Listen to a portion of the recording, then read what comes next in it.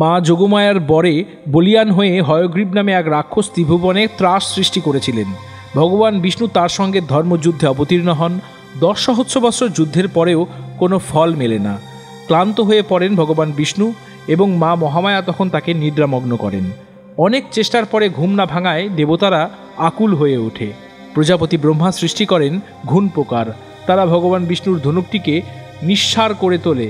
ঝরঝর ধনুকটি ভেঙে গেলে তার গুণ বা তার ছিটকে এসে ছিন্ন করে ভগবান শ্রী বিষ্ণুর মস্তক।